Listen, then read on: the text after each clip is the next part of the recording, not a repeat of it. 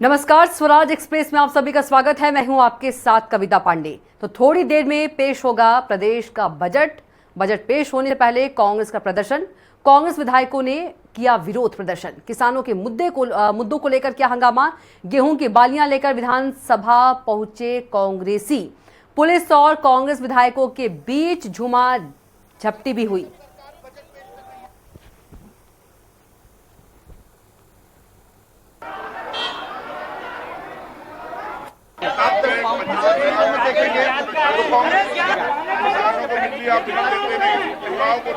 दलित और आदिवासी छात्र छात्राओं को आपको नौकरी देंगे, कैसे आप दलित छात्र छात्राओं को आप छात्रवृत्ति देंगे? मैं समझता हूँ कि पार्टी का विधायक दल कर रहा है और कह रहे हैं कि मैं समझता हूँ कि सिर्फ ब्रांडिंग की सरकार है, बड़ी ग्लोबल मीट कराती है, हजारों करोड़ रुपए खर्च करते, लेकिन प्रदेश के दलित आदिवासी पिछड़ा वर्ग के लिए इनके पास बजट नहीं है, उनके विकास के लिए, उनके भविष्य के लिए बजट नहीं है, किसान के लिए बजट नहीं है। तो ये मैं कह रहा हूँ कि हमारी पूरी कांग्रेस पार्टी विधायक दल इसका विरोध करती है कि कर्ज का जो सरकार कर्ज लेके घी पी रही है। और सीधे चलेंगे विधानसभा, जहां वित्त मंत्री जगदीश देवड़ा बजट पेश कर रहे हैं। प्राणी नामार्थ नाशनम,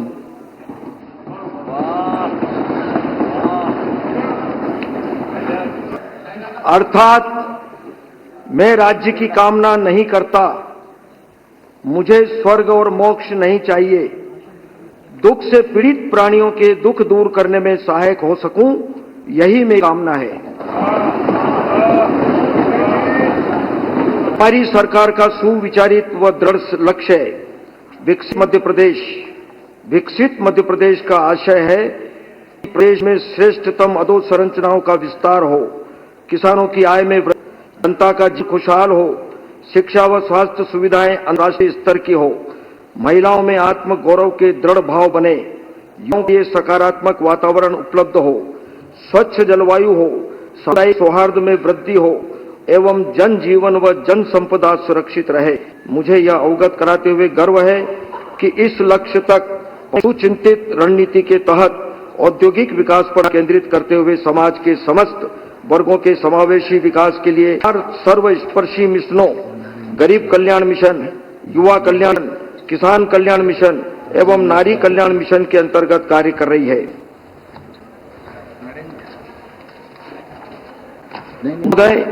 वित्त वर्ष 2025-26 का प्रदेश सरकार का बजट भारत के संविधान के गौरवशाली 75 वर्ष पूर्ण होने के पश्चात है। इस गरिमामय अवसर पर मैं सभी सम्मानित सदस्यों को हार्दिक बधाई, उन सभी महान विभूतियों का स्मरण करते हुए उनके श्री चरणों में अपने श्रद्धा सुमन अर्पित करता हूं, जिन्होंने भारतवर्ष को गणतंत्र बनाने में महती योगदान दिया। हमारे गणतंत्र का मूल मंत्र है जनता के लिए। गणतंत्र का यह मूल मंत्र हमारी सरकार की नीति, नियमों एवं क्रियान्वयन में पूर्णतः समाहित है। इस अवसर पर प्रदेश की सम्मानित जनता का मैं भी हार्दिक अभिनंदन करता हूं। मुझे सदन को यह अवगत कराते हुए गौरव की अनुभूति हो रही है कि हमने तो वर्ष 2025-26 का बजट जीरो बेस्ड बजटिंग प्रक्रिया से लिया है। इस प्रक्रिया के माध्यम से बजट में प्रावधानित सही योजना में, सही आकार में एवं सही परिणाम प्राप्त करने में सार्थक रहेगी। आगामी वर्षों में इस प्रक्रिया से बजट को और अधिक सार्थक, यही जुनून, यही एक मेरा है, वहां चिराग जला दूं जहां अंधेरा है।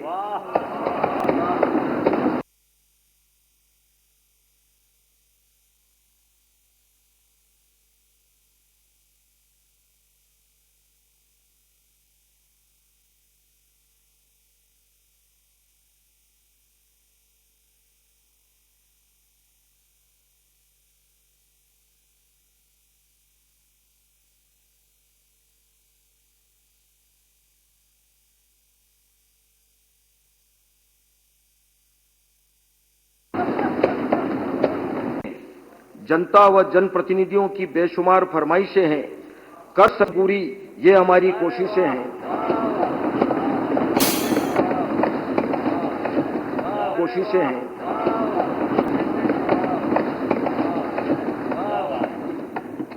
अंतर्राष्ट्रीय आर्थिक घटनाक्रमों का प्रभाव राष्ट्रीय स्तर पर पड़ना स्वाभाविक है। देश का सौभाग्य है कि देश को सक्षम, समर्थ एवं सबल राजनीतिक एवं आर्थिक सूझबूझ है। माननीय प्रधानमंत्री श्री नरेंद्र मोदी जी की दूरदर्शिता एवं संकल्पों के परिणाम स्वरूप भारत की अर्थव्यवस्था में निरंतर वृद्धि हो रही है। माननीय प्रधानमंत्री श्री नरेंद्र मोदी जी ने वर्ष 2047 तक देश को विकसित बनाने का लक्ष्य निर्धारित किया है। प्रदेश के ऊर्जावान मुख्यमंत्री मोहन यादव जी के कुशल नेतृत्व में हमारी सरकार ने भी प्रदेश के लिए विकसित मध्य प्रदेश 2047 का विजन डॉक्यूमेंट तैयार किया है। हमारा लक्ष्य वर्ष 2047 तक राज्य के सकल घरेलू उत्पाद को बढ़ाकर $2 ट्रिलियन अर्थात रुपये 250 लाख करोड़ तक पहुंचाना। इसी तरह प्रति व्यक्ति वार्षिक आय रुपये 1,42,000 रुपये 22,35,000 तक पहुंचाने का हमारा लक्ष्य है। मुझे यह अवगत कराता है कि वर्ष 2025-26 के लिए प्रस्तुत किए जा रहे बजट के आंकड़े वर्ष 2024-25 के बजट की तुलना में 15% से अधिक साबित है। राज्य घरेलू उत्पाद प्रदेश में आर्थिक गतिविधियों में निरंतर वृद्धि से प्रदेश के सकल घरेलू उत्पाद की वृद्धि दर राष्ट्रीय औसत से अधिक रहती आ रही है। 2003-04 में राज्य का सकल घरेलू उत्पाद 1,01,027 जो वर्ष 2025-26 में रुपये 16,94,477 करोड़ अनुमानित है, अर्थात पिछले 22 वर्षों में लगभग 17 गुना की वृद्धि दृष्टिगत हुई है। हाल ही में प्रदेश में 16वें वित्त आयोग का प्रवास हुआ था, जिसमें प्रदेश की ओर में अधिक हिस्सेदारी तथा राजकोषीय प्रबंधन विषयक बिंदुओं पर अपना पक्ष रखते हुए ज्ञापन प्रस्तुत किया गया। 16वें वित्त आयोग की अनुशंसाओं के आधार 2026-27 से आगामी 5 वर्षों के लिए राज्य को केंद्र होने वाली राशि का विनिश्चय होगा। राज्यों में बेहतर राजकोषीय प्रबंधन के पूर्ववर्ती केंद्रीय वित्त आयोगों तथा national council of applied economics द्वारा फिस्कल काउंसिल के गठन की अनुशंसा की गई है। हमारी सरकार national council of applied economic research के सहयोग से ग्रोथ एवं फिस्कल काउंसिल का गठन कर प्रख्यात विषय विशेषज्ञों से वित्तीय अनुशासन, राजकोषीय प्रबंधन, संसाधनों के प्रभावी उपयोग तथा आर्थिक और सतत विकसित करने के लिए सलाह ले सकेगी। प्रदेश में निवेश तथा औद्योगिक हमारी सरकार ने वर्ष 2025-26 को उद्योग और रोजगार वर्ष के रूप में मनाने का निर्णय लिया है। हमारी सरकार प्रदेश के बहुमुखी विकास के लिए उपलब्ध संसाधन निवेश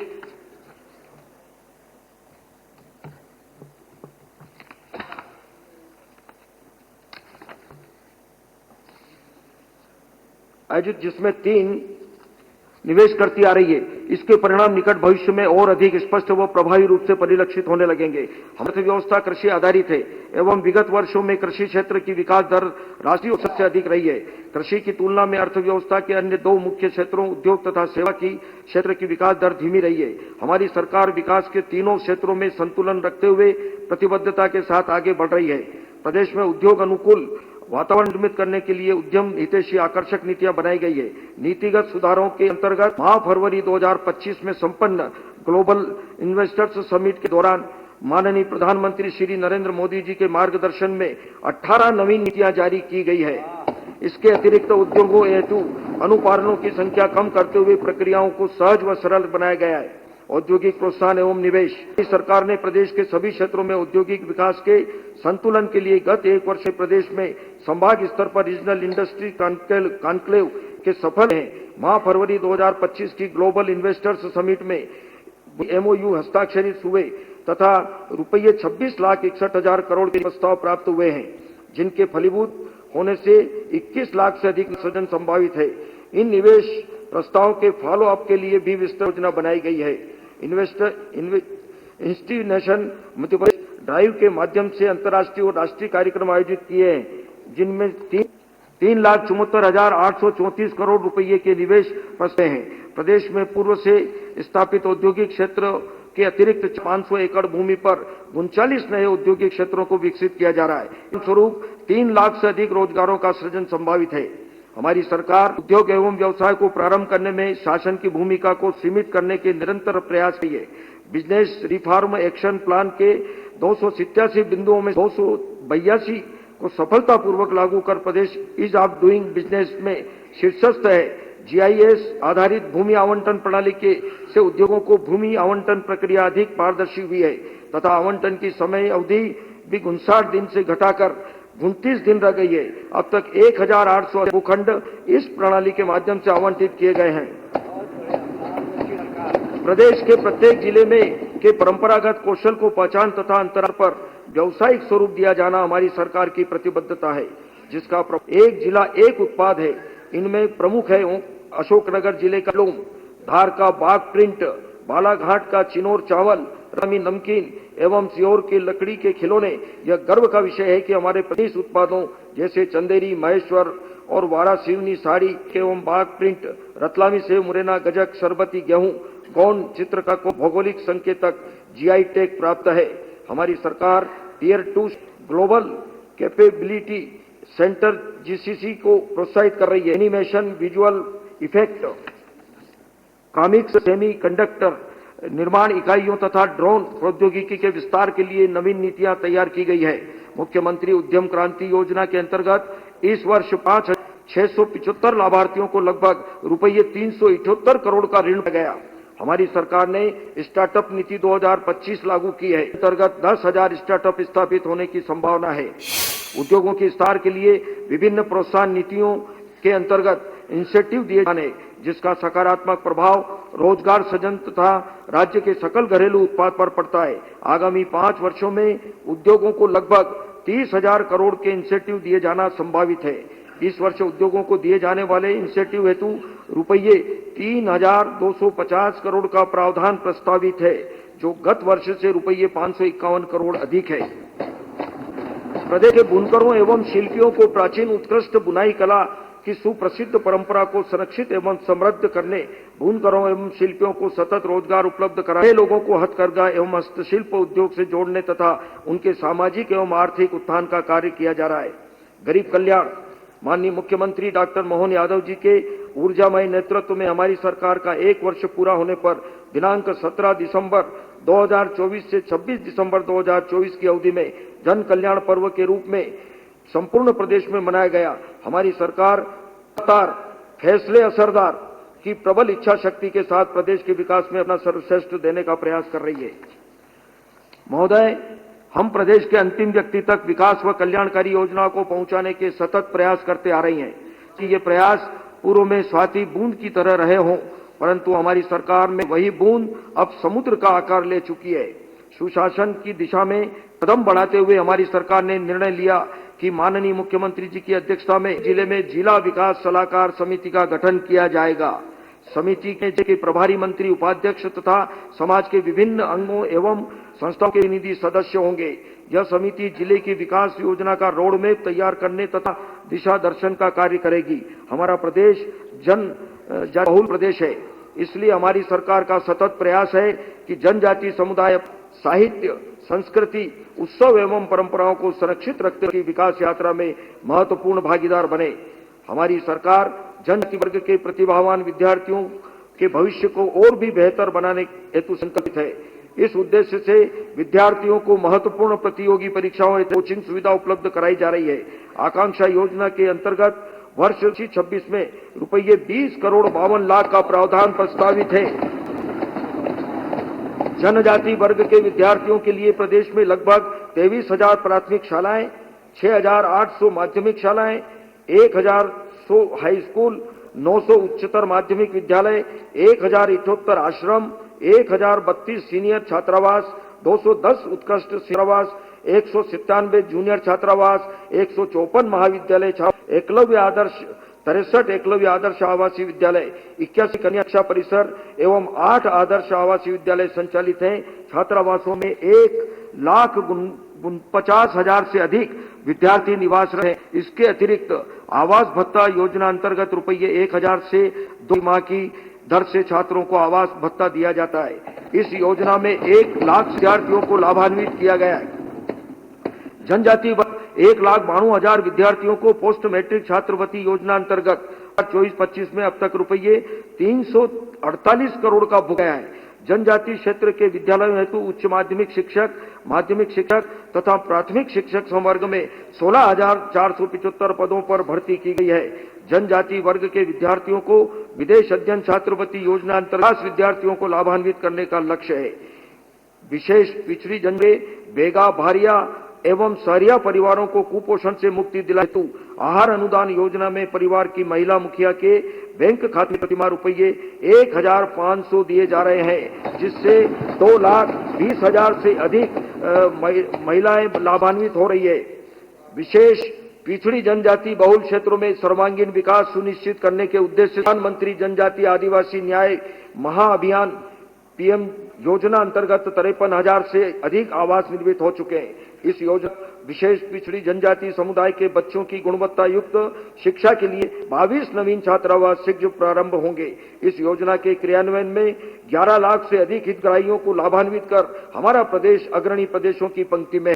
जनजाति बहुल क्षेत्र के समग्र विकास के लिए धरती आबा जनजाति ग्राम उत्कर्ष अभियान को प्रदेश में लागू करने का निर्णय लिया गया। अभियान के तहत प्रदेश के 267 विकासखंडों के 11,877 गांवों का कायाकल्प किया जाएगा एवं लगभग 19 लाख जनजाति सहित 94 लाख प्रदेशवासी लाभान्वित होंगे। इस हेतु वर्ष 2020 के लिए रुपये 200 करोड़ का बजट प्रावधान प्रस्तावित है।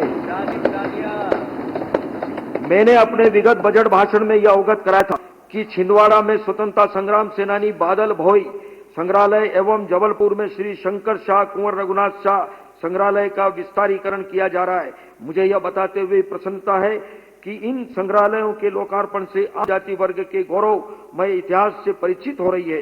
वित्त वर्ष 2025-26 में अनुसूचित जनजाति संस्कृति का संवर्धन अनुसंधान एवं विकास योजना के अंतर्गत रुपये 15 करोड़, विशेष पिछड़ी जनजातियों का विकास योजना के अंतर्गत रुपये 100 करोड़, छात्रवृत्तियों के अंतर्गत रुपये 803 करोड़ तथा सीएम राइज विद्यालयों हेतु रुपये 1,617 करोड़ के प्रावधान प्रस्तावित है। हमारी संवेदनशील सरकार ने अनुसूचित जनजाति वर्ग को समाज की मुख्य धारा में लाने के लिए अनुसूचित जनजाति उप योजना अंतर्गत रुपये 47,295 करोड़ का प्रावधान प्रस्तावित किया है।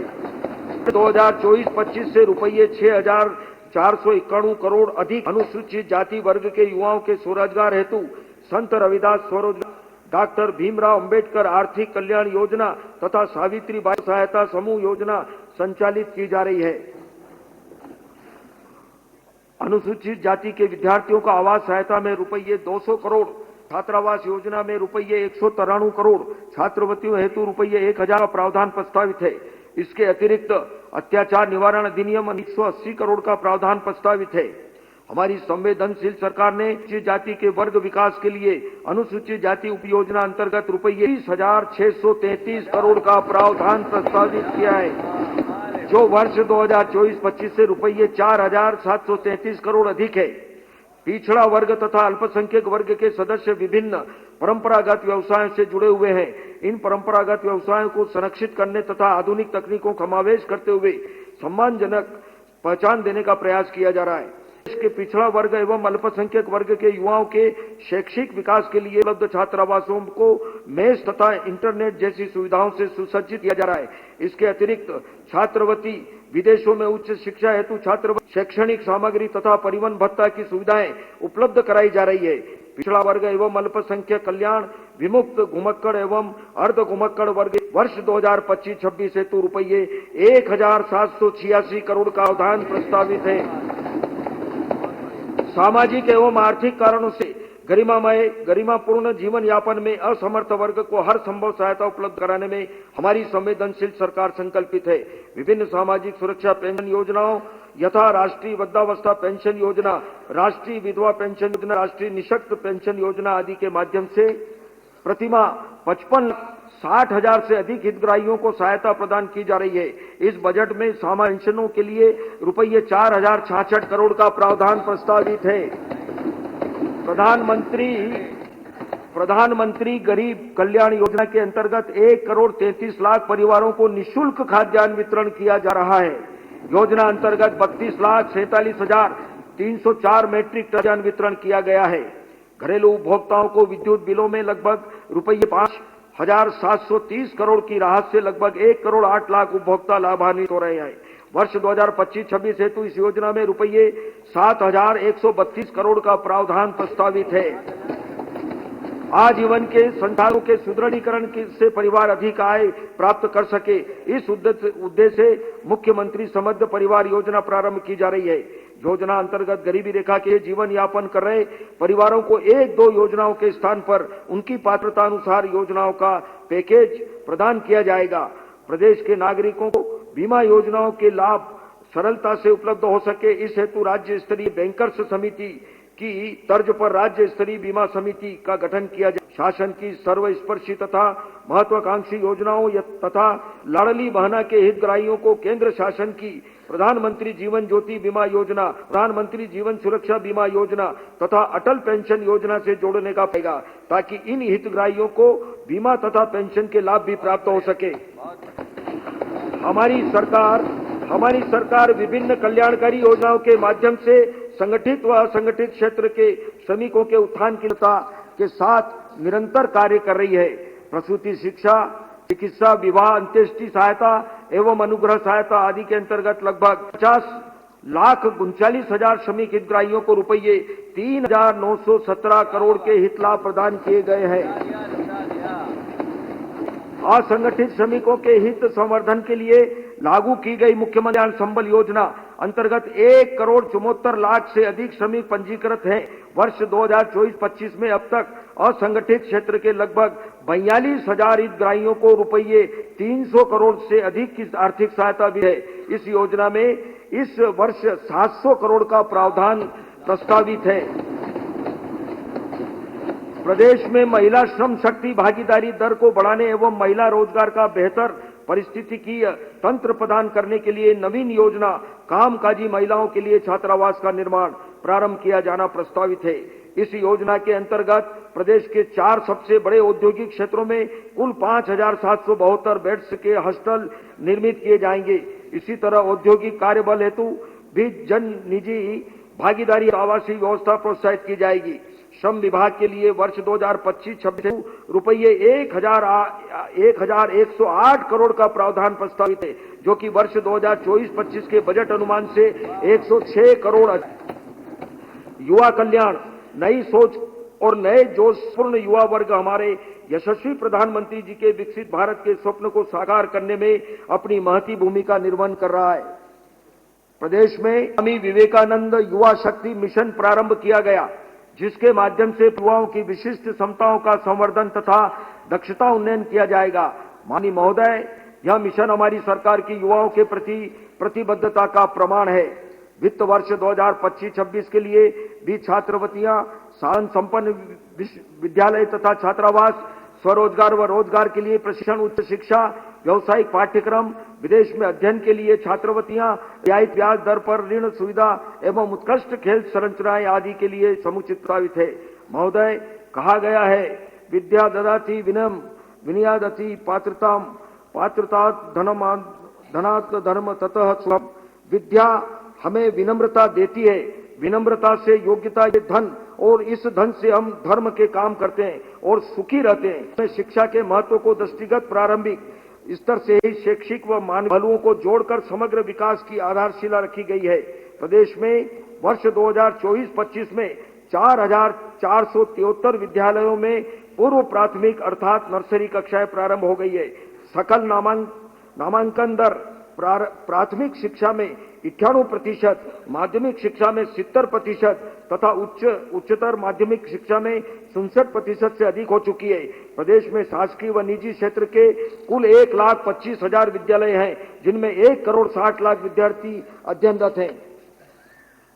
राष्ट्रीय शिक्षा नीति 2020 के अंतर्गत अब तक 2,383 उच्चतर माध्यमिक विद्यालयों में 14 ट्रेड्स में व्यावसायिक शिक्षा संचालित है। इसे बढ़ाकर वर्ष 2025-26 में 6 विद्यालयों में संचालित किए जाने का लक्ष्य है। पीएमश्री योजना के अंतर्गत चिन्हित 780 विद्यालयों में बेहतर शैक्षणिक गुणवत्ता के साथ अध्ययन पाठ्यक्रमों का संचालन प्रारंभ है। प्रदेश में गुणवत्ता महिलाओं को रोजगार मिलना चाहिए, उसकी 40% संख्या कम हो गई। 15 लाख मध्याह्न भोजन युवाओं का वर्ष 2022-23 लागू इस योजना में अब तक 275 विद्यालय प्रारंभ हो चुके तथा वर्ष 2025-26 तक इन विद्यालयों में परिवहन सुविधा भी प्रारंभ कर दी जाएगी। रिकॉर्ड में नहीं आएगा कुछ भी। प्राथमिक, माध्यमिक और उच्चतर माध्यमिक स्तर की कक्षाओं के लिए 2024-25 में 259 शिक्षकों की नियुक्तियां की जा चुकी है एवं 19,362 नियुक्तियां प्रक्रियाधीन है। स्कूल शिक्षा में समग्र शिक्षा अभियान, एक शाला एक परिसर, एम राइज विद्यालय आरटीआई अंतर्गत निजी विश्वविद्यालय शिक्षण शुल्क की प्रतिपूर्ति, छात्र छात्राओं को प्रदान की जाने वाली निःशुल्क गणवेश, पुस्तकें, साइकिल, लैपटॉप, स्कूटी प्रदाय आदि योजनाओं से प्रदेश में शिक्षा की सर्वव्यापकता बढ़ी है। शिक्षा संबंधी प्रमुख योजना सीएम राइज में रुपये 3,068 करोड़, प्रधान योजना में रुपये 215 करोड़, पीएम श्री योजना में रुपये आपको बजट में बोलने का टाइम मिलेगा। 830 करोड़, बजट में निःशुल्क बोलने का पाठ्य टाइम पुस्तकों मिलेगा। का योजना में रुपये 124 करोड़ तथा शाला भवनों में रख रखाव के लिए रुपये 228 करोड़ के प्रावधान प्रस्तावित है। उच्च शिक्षा क्षेत्र विशेष में विशेषज्ञता प्राप्त करने का मार्ग प्रशस्त करती है। उच्च शिक्षा के क्षेत्र में भी व्यापक विस्तार हुआ।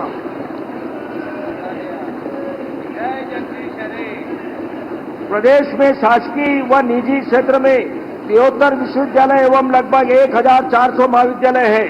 प्रधानमंत्री कॉलेज ऑफ एक्सीलेंस के तहत प्रत्येक जिले में एक महाविद्यालय को उत्कृष्टता केंद्र के रूप में विकसित किया गया।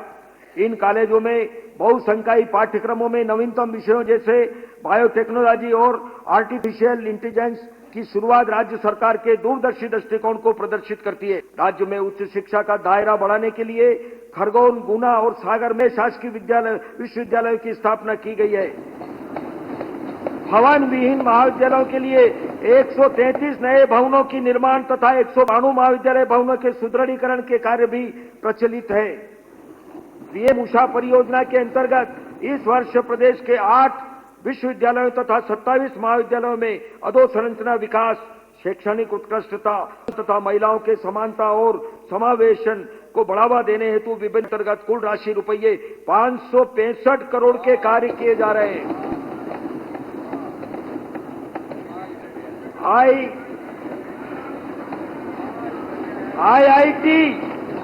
आईआईटी इंदौर, आईआईटी जोधपुर एवं आईआईटी दिल्ली के साथ किए गए एमओयू के माध्यम से इंजीनियरिंग के विद्यार्थी हेतु प्रयोगशालाओं का विजिट, लर्निंग रिसोर्स सेंटर्स के उपयोग, निःशुल्क इंटर्नशिप तथा आर्टिफिशियल इंटेलिजेंस जैसी आधुनिक तकनीकों के क्षेत्र में ज्ञानार्जन के अवसर उपलब्ध हुए हैं। बाला बच्चन जी, अभी आपको चर्चा में अवसर मिलेगा। आईआईटी इंदौर के सहयोग से उज्जैन में deep tech research and discovery campus स्थापित किया जा रहा है। आगामी 5 वर्षों में प्रदेश के प्रत्येक संभाग में आगे स्वरूप की Madhya Pradesh institute of technology संस्थान खोले जाने का लक्ष्य है। इसके अतिरिक्त प्रदेश में डिजिटल यूनिवर्सिटी तथा राष्ट्रीय रक्षा विश्वविद्यालय के परिसर की स्थापना का भी हमारा लक्ष्य है।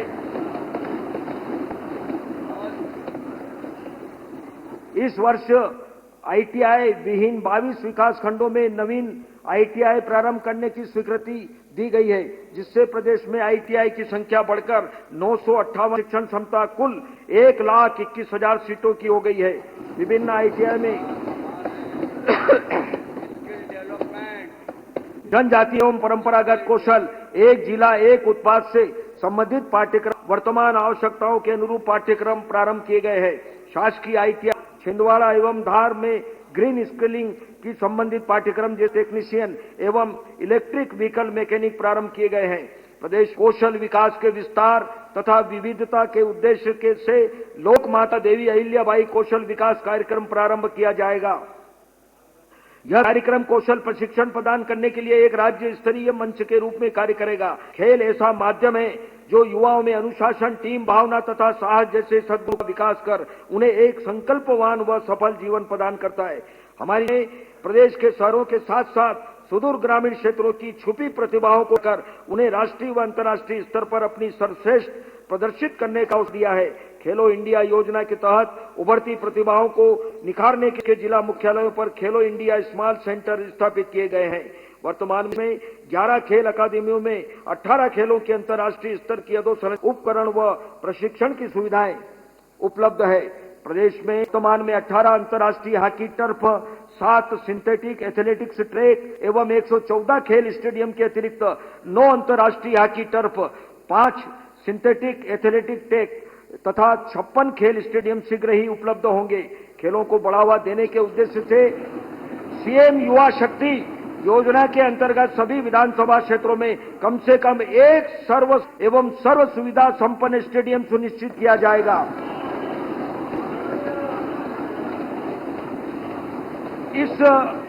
इस योजना हेतु रुपये 25 करोड़ का प्रावधान प्रस्तावित है। नवीन योजना परंपरागत खेलों को प्रोत्साहन अंतर्गत प्रदेश के परंपरागत खेल तथा यथा कबड्डी, खो खो, गिल्ली डंडा, शतरंज, कुश्ती, तीरंदाजी, गदा, पिट्ठू, कंचे प्रतियोगिताओं का आयोजन समस्त विकास खंडों में भारत सरकार एवं पटियाला के तत्वाधान में किया जाएगा।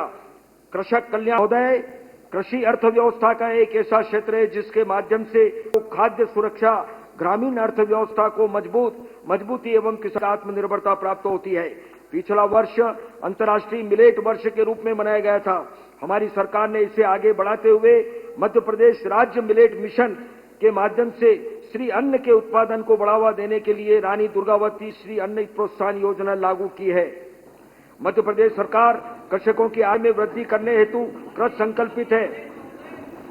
वर्तमान में प्रधानमंत्री किसान सम्मान निधि के अंतर्गत किसान परिवारों को 6,000 प्रति वर्ष की आर्थिक सहायता प्रदान की जा रही है। इसके अतिरिक्त हमारी सरकार का भी कृषकों को राशि रुपये 6,000 प्रति वर्ष का लाभ दिया जा रहा है। मुख्यमंत्री किसान योजना में इस वर्ष रुपये 5,220 करोड़ का प्रावधान प्रस्तावित है। नवीन योजना मुख्य कृषक उन्नति योजना के अंतर्गत परंपरागत रूप से एक फसलें ले रहे हैं। किसानों को फसल विविधीकरण में पारिस्थितिकी हेतु सहायक फसलें लेने पर राज्य सरकार द्वारा राशि दी जाएगी। आपको बजट कृषि क्षेत्र में जलवायु परिवर्तन तथा कीट प्रबंधन जैसे विषयों पर नवीन अनुसंधान को प्रोत्साहित करने के उद्देश्य से जवाहरलाल नेहरू कृषि विश्वविद्यालय जबलपुर तथा राजराजे सिंधिया कृषि विश्वविद्यालय ग्वालियर के लिए रुपये कुल 40 करोड़ प्रस्तावित है। National mission on edible oil and oil seed में रुपये 183 करोड़ का प्रावधान प्रस्तावित है, जो गत वर्ष के प्रावधान की अपेक्षा 2 गुना से अधिक है। कृषि उपभोक्ताओं को विद्युत बिल में दी जा रही राहत को निरंतर रखा गया है, जिससे लगभग 37 लाख किसान लाभान्वित हो रहे हैं। इस मद में रुपये 19,208 करोड़ का प्रावधान प्रस्तावित है। प्रधानमंत्री फसल बीमा योजना के अंतर्गत अब तक लगभग 2 करोड़ 42 लाख प्रकरणों में रुपये 29,555 करोड़ का भुगतान किया जा चुका है। इस हेतु वर्ष 2025-26 में रुपये 2,000 करोड़ का प्रावधान प्रस्तावित है। इसके किसानों को सिंचाई हेतु कृषि पंप विद्युत कनेक्शन की वर्तमान व्यवस्था पर सौर ऊर्जा पंप उपलब्ध कराए जाने की कार्रवाई की जा रही है। उत्पादित सौर ऊर्जा का उपयोग करने पर विद्युत व्यय में कमी होगी। साथ ही विशेष सौर ऊर्जा को ग्रिड में स्थानांतरित करने से किसान अन्नदाता के साथ ऊर्जादाता भी बनेंगे। इस हेतु नवीन योजना प्रधानमंत्री कृषक मित्र सूर्य योजना प्रारंभ की गई है, जिसमें वर्ष 2020 में रुपये 447 करोड़ का प्रावधान प्रस्तावित है। प्रदेश के किसानों को फसलों के समर्थन मूल्य का लाभ उपलब्ध कराने हेतु रबी विपणन वर्ष 2024-25 में 6,13,000 किसानों से 48,38,000 टन गेहूं का उपार्जन कर रुपये 11,600 करोड़ का भुगतान बैंक खातों में किया गया। इसके अतिरिक्त रुपये 624 करोड़ 92 लाख का बोनस भुगतान भी किया गया। खरीफ विपणन वर्ष 2025 में 6,69,000 किसानों से 43,52,000 मैट्रिक टन धान उपार्जन किया गया है, जिसकी राशि रुपये 10,011 करोड़ का भुगतान किसानों के खातों में किया गया है। इसके अतिरिक्त धान अंतर्गत किसानों को रुपये 4,000 प्रति हेक्टेयर के प्रोत्साहन राशि दी जा रही है।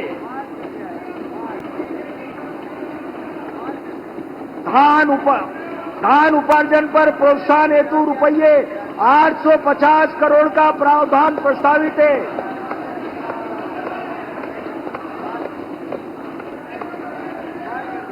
प्रदेश में फल फूल एवं सब्जी के उत्पादन के नवीनतम प्रणालियां तथा इन उत्पादों के बेहतर विपणन व मूल्य के लिए खाद्य प्रसंस्करण प्रोत्साहित किया जा रहा है। प्रधानमंत्री सूक्ष्म खाद्य उद्यम उन्नयन योजना के अंतर्गत 4,416 इकाइयां को लाभान्वित किया गया। पर ड्राफ्ट मोर क्राफ्ट योजना अंतर्गत कृषकों को प्रदत्त सिंचाई उपकरणों के माध्यम से पानी के अपव्यय को रोका गया है। साथ ही उत्पादन तथा उत्पादों की गुणवत्ता में भी वृद्धि हुई है। राष्ट्रीय उद्यानिक बोलने का समय मिलेगा, 100 करोड़ का प्रावधान मैं आपको पर्याप्त समय दूंगा, आप अपनी बात रखिएगा। प्रदेश की अर्थव्यवस्था तथा आर्थिक एवं सामाजिक विकास में पशुपालन की महत्वपूर्ण भूमिका है। प्रदेश के दुग्ध उत्पादकों के हित में मुख्यमंत्री डेयरी विकास योजना प्रारंभ की गई है, जिसके अंतर्गत Madhya Pradesh state cooperative dairy federation तथा संबद्ध दुग्ध संघों के संचालन एवं प्रबंधन के लिए राष्ट्रीय डेयरी विकास बोर्ड के साथ अनुबंध की स्वीकृति दी गई है। इस अनुबंध से दुग्ध सहकारी समितियों की संख्या तथा दुग्ध संकलन के वृद्धि होगी एवं प्रदेश का सांची ब्रांड मजबूत होगा। दुग्ध उत्पादों को दुग्ध से उत्पादन और संकलन को बढ़ाने के लिए दुग्ध संकलन पर 5 रुपये प्रति लीटर की प्रोत्साहन राशि दी जाएगी। इस हेतु मुख्यमंत्री डेयरी विकास योजना के अंतर्गत रुपये 50 करोड़ का प्रावधान प्रस्तावित है। बताते हुए गर्व है कि राष्ट्रव्यापी पशु कृत्रिम गर्भाधान कार्यक्रम देश में प्रथम स्थान है। सेक्स सॉर्टेड प्रयोगशाला में 7,50,000 डोज का उत्पादन किया गया है। प्रदेश स्तर पर स्वावलंबी गौशालाएं स्थापित करने हेतु नीति तैयार की जा रही है। संचालित लगभग 2,200 गौशालाओं में 3,45,000 डोज का पालन हो रहा है। गौशालाओं में पशु आहार के लिए प्रति गोवंश प्रतिदिन रुपये 20 को दोगुना कर रुपये 40 किया जा रहा है।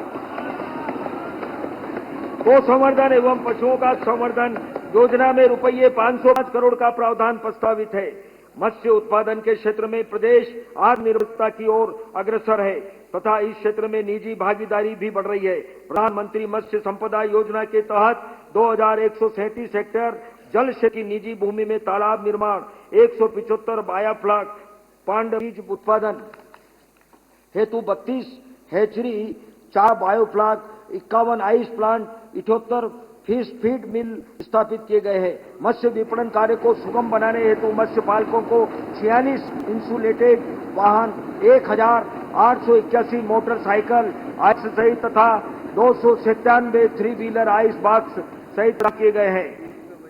मछली उत्पादन व्यवसाय को प्रोत्साहित करने हेतु प्रधानमंत्री मत्स्य संपदा योजना में रुपये 105 करोड़ का प्रावधान प्रस्तावित। मुख्यमंत्री मछुआ समृद्धि योजना में रुपये 145 करोड़ का प्रावित है, जो गत वर्ष से रुपये 100 करोड़ अधिक है। सहकारी सफलता, एकता की शक्ति तथा सामूहिक प्रयासों में निहित है। प्रदेश में कुल 4,500 प्राथमिक सहकारी समितियां क्रियाशील है। वर्ष 2024-25 में इन समितियों के माध्यम से लगभग 33 लाख किसानों को रुपये 19,895 करोड़ का अल्प शून्य ब्याज दर उपलब्ध कराया गया। सहकारी बैंकों के माध्यम से कृषकों को अल्पकालीन ऋण पर ब्याज प्रदान योजना हेतु रुपये 694 करोड़ का प्रावधान प्रस्तावित है। प्रदेश में अब तक कुल 69,63,000 किसान क्रेडिट कार्ड जारी हैं। प्रदेश के 5,34,000 पशुपालकों को किसान क्रेडिट कार्ड जारी किए गए हैं। इसके मत्स्य पालकों को 1,10,000 से अधिक किसान उपलब्ध कराए चुके हैं। मत्स्य पालक कृषकों के 83,840 प्रकरण स्वीकृत कर रुपये 236 करोड़ 74 लाख की 7 सीमा स्वीकृत की गई है। कृषि एवं समृद्ध सेवा 2011-12 से वर्ष 23-24 में राज्य के सकल मूल्य वर्धन जीबीए में योगदान 34% से बढ़कर 46 गया है। मुझे बताते हुए गर्व है कि इसी अवधि में क्षेत्र में राष्ट्रीय स्तर पर प्रदेश का योगदान 6% से बढ़कर लगभग 30% हो गया है। बजट में कृषि एवं संबद्ध क्षेत्रों के लिए रुपये 58,257 करोड़ का प्रावधान प्रस्तावित है, जो वर्ष 2024-25 के प्रावधान से 13,409 करोड़ अधिक है। नारी कल्याण, यत्र नार्यस्तु पूज्यन्ते रमन्ते तत्र देवता के सूत्र वाक्य को हमारी सरकार ने प्रेरणा के रूप में लिया है। हमारी सरकार द्वारा नारी कल्याण से संबंधित प्रमुख योजनाएं जैसे उदाहरण पर देखभाल, प्रसव पर आर्थिक सहायता, लाडली लक्ष्मी, शैशव काल के लिए आंगनवाड़ियां, निःशुल्क शिक्षा व अन्य शैक्षणिक सुविधाएं, उच्च शिक्षा के लिए प्रोत्साहन, जीविका उपार्जन एवं आर्थिक आत्मनिर्भरता के लिए स्वरोजगार एवं शासकीय सेवाओं में आरक्षण तथा निकाय योजना, आवास योजनाओं का लाभ, स्थायी संपत्तियों पर पंजीकरण शुल्क में विशेष छूट, लाडली बहना योजना तथा विभिन्न पेंशन योजनाएं सफलतापूर्वक संचालित की जा रही है। वर्ष 2024-25 में लाडली लक्ष्मी योजना 2.0 अंतर्गत 2,43,396 बालिकाओं का पंजीकरण किया गया। लाडली लक्ष्मी योजना अंतर्गत प्रारंभ से अब तक रुपये 1232 करोड़ का निवेश किया जा चुका है। वर्तमान में लाडली बहना योजना में पंजीकृत महिलाओं की संख्या लगभग 1 करोड़ 20 लाख है। इस योजना के लिए रुपये 18,670 करोड़ का प्रावधान प्रस्तावित है। प्रधानमंत्री मातृ वंदना योजना के अंतर्गत अब तक लगभग 52 लाख से अधिक माताएं पंजीकृत की गई है। वर्ष 2024-25 में अब तक लगभग 5,75,000 हितग्राहियों को रुपये 264 करोड़ से अधिक की राशि का भुगतान किया जा चुका है। प्रदेश में संचालित 57 वन स्टॉप सेंटर पर हिंसा से पीड़ित महिलाओं और बालिकाओं को एक ही छत के नीचे सभी आवश्यक सेवाएं जैसे आश्रय, पुलिस सहायता, विधिक सहायता तथा चिकित्सा आदि उपलब्ध कराई जाती है। इस वर्ष लगभग 22,000 महिलाओं को सहायता दी गई है। महिला सशक्तिकरण की दिशा में एक महत्वपूर्ण पहल करते हुए मध्य प्रदेश पर्यटन विकास निगम ने पचमढ़ी स्थित होटल अमलताज का संचालन महिलाओं को सौंपा है।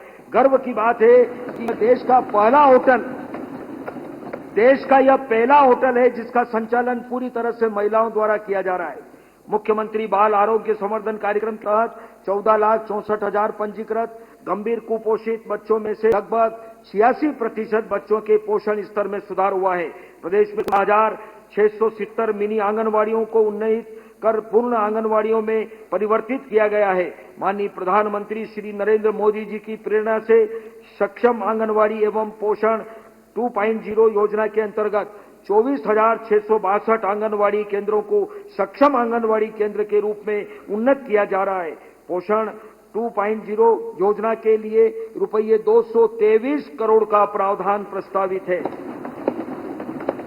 स्वास्थ्य एवं महिला बाल विकास विभाग की ग्राम स्तरीय सेवाओं की गुणवत्ता में सुधार, प्रभावी अनुश्रवण एवं हितग्राहियों को एक ही स्थान से विभिन्न सेवाओं की उपलब्धता सुनिश्चित करने के उद्देश्य से स्वास्थ्य एवं आंगनवाड़ी सेवाओं हेतु एकीकृत अधोसंरचना योजना का योजना प्रारंभ की जा रही है। योजना अंतर्गत यथासंभव उप स्वास्थ्य केंद्र एवं आंगनवाड़ी केंद्रों का संयुक्त भवन तैयार किया जाएगा। प्रधानमंत्री जनजाति न्याय महाअभियान के तहत प्रदेश के 20 जिलों में 117 आंगनवाड़ी केंद्रों के भवन निर्माण की स्वीकृति दी गई है। वर्ष 2025-26 में आंगनवाड़ी केंद्रों के भवन निर्माण हेतु रुपये 350 करोड़ का प्रावधान प्रस्तावित है। इसी प्रकार आंगनवाड़ी सेवाओं के लिए रुपये 3,729 करोड़ का प्रावधान प्रस्तावित है। वित्त वर्ष 2025-26 के लिए मुख्यमंत्री श्रमिक सेवा प्रसूति सहायता, छात्राओं को साइकिलों का प्रदाय, मुख्यमंत्री स्कूटी योजना सहित नारी शक्ति संबंधी विभिन्न योजनाओं के लिए वर्ष 2025-26 में रुपये 26,797 करोड़ का प्रावधान प्रस्तावित है। अधोसंरचना विस्तार तथा संधारण। महोदय, मैंने अपने बजट भाषण के प्रारंभ में विकसित मध्य प्रदेश की लक्ष्य प्राप्ति हेतु आवश्यक औद्योगिक निवेश तथा प्रदेश के समावेशी विकास के लिए प्रारंभ किए गए 4 मिशनों से अवगत कराया है। इस लक्ष्य को प्राप्त करने में सुदृढ़ अधोसंरचना की महत्वपूर्ण भूमिका होगी। अतः मैं प्रदेश में अधोसंरचना से संबंधित कार्यों एवं प्रस्तावों को सदन के समक्ष प्रस्तुत कर रहा हूं। वर्ष 2020-21 में केंद्र सरकार द्वारा प्रारंभ पूंजीगत व्यय के लिए विशेष केंद्रीय सहायता योजना में हमारा प्रदेश अग्रणी प्रदेश रहा है। वित्तीय वर्ष 2023-24 में प्रदेश का कुल पूंजीगत परिव्यय रुपये 57,348 करोड़ था। माननीय अध्यक्ष महोदय, एक मिनट। हमारे भारत सरकार के यशस्वी कृषि मंत्री, हमारे पूर्व मुख्यमंत्री श्रीमान शिवराज सिंह जी चौहान दर्शक दीर्घा में मौजूद हैं। मैं उनका स्वागत करता हूं, अभिनंदन करता हूं।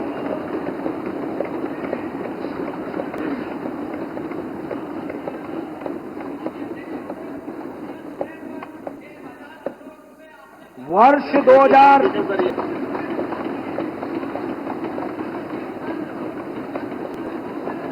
2020-21 में केंद्र सरकार द्वारा प्रारंभ पूंजीगत व्यय के लिए विशेष केंद्रीय सहायता योजना में हमारा प्रदेश अग्रणी प्रदेश रहा है। वित्तीय वर्ष 2023-24 में प्रदेश का कुल पूंजीगत परिव्यय रुपये 57,348 करोड़ था, जो लगभग 13% वृद्धि के साथ वर्ष 2024-25 में रुपये 64,738 करोड़ अनुमानित है, जिसे वर्ष 2025-26 में 31% बढ़ाकर रुपये 85,076 करोड़ किया जाना प्रस्तावित है। हमारी सरकार द्वारा जन निजी भागीदारी के माध्यम से संस्थाओं के निर्माण के लिए नवीन योजना निजी निवेश से संपत्ति का निर्माण प्रारंभ करने का निर्णय लिया गया है। निजी निवेश से शासकीय संपत्ति एवं संसाधनों के संचालन हेतु योजना बनाई जा रही है, जिससे निजी क्षेत्र में अपनाए जा रहे बेहतर प्रबंधन मॉडल्स को शासकीय संस्थानों में भी लागू किया जा सकेगा। इस योजना के विचार में शिक्षा एवं स्वास्थ्य सुविधाओं और छात्रावासों आदि का public private partnership PPP model आधारित संचालन किया जाना लक्षित है। एक नवाचारी वित्तीय उपकरण के रूप में प्रदेश में सोशल इंपैक्ट बॉन्ड जारी किए जाएंगे, जिसमें सामाजिक सेवा प्रदाता हितग्राहियों को सेवा प्रदान करने के लिए रिस्क फंडर्स के धन जुटाता नेशनल स्टॉक एक्सचेंज का सोशल स्टॉक एक्सचेंज उक्त संपूर्ण कार्य को संपादित करने के लिए एक कॉमन प्लेटफॉर्म के रूप में कार्य करता है। किसानों की आय वृद्धि के लिए पर्याप्त सिंचाई सुविधा आवश्यक है। प्रदेश में सिंचाई सुविधा के विस्तार हेतु अभूतपूर्व कार्य हो रहे हैं। नहरों के माध्यम से उपलब्ध कराए जा रहे सिंचाई जल के वाष्पीकरण एवं अन्य मानवीय हस्तक्षेपों के कारण हो रहे जल अपव्यय को कम करने की दिशा में कार्य किए जा रहे हैं। सूक्ष्म सिंचाई पद्धति एवं दाब युक्त पाइपों के माध्यम से सिंचाई जल के उपयोग को प्रोत्साहन दिया जा रहा है। प्रदेश में उपलब्ध सिंचाई सुविधा को वर्ष 2029 तक 100 लाख हेक्टेयर किया जाएगा। 2 दशक पहले सिंचाई स्रोतों के अभाव में प्रदेश में धरती सूखी, जनता भूखी की स्थिति बनी रहती थी। अब माननीय प्रधानमंत्री श्री की पहल पर मिले जल हमारा तुम्हारा के प्रयासों से नदियों को जोड़ सिंचाई क्षेत्र में ऐतिहासिक काम होने जा रहा है। इन प्रयासों से नदियों को सदा स्वरूप प्राप्त होगा। प्रदेश में रुपये 24,293 करोड़ की अनुमानित लागत की केन बेतवा लिंक परियोजना एवं रुपये 35,000 करोड़ की अनुमानित लागत की पार्वती काली सिंध चंबल अंतर्राष्ट्रीय नदी लिंक परियोजना के कार्य प्रारंभ हो चुके हैं। ताप्ती नदी पर ताप्ती बेसिन मेगा रिचार्ज योजना के लिए महाराष्ट्र सरकार से सहमति वार्ता प्रचलित है। वर्ष 2025-26 में 19 बृहद एवं माध्यम तथा 87 लघु सिंचाई परियोजनाएं प्रस्तावित है, जिनमें आगामी समय में 7,20,000 हेक्टेयर क्षेत्र सिंचित हो सकेगा। सिंचाई परियोजना के निर्माण व संधारण के लिए वर्ष 2025-26 में रुपये 17,863 करोड़ का प्रावधान प्रस्तावित है, जो वर्ष 2024-25 से 24% अधिक है। नागरिक सुविधा एवं औद्योगिकरण में वृद्धि के दृष्टिगत वित्त वर्ष 2024-25 में 3,750 किलोमीटर सड़क निर्माण तथा उन्नयन 850 किलोमीटर सड़क नवीकरण एवं 42 पुलों तथा रेलवे ओवरब्रिज के निर्माण पूर्ण किए गए हैं।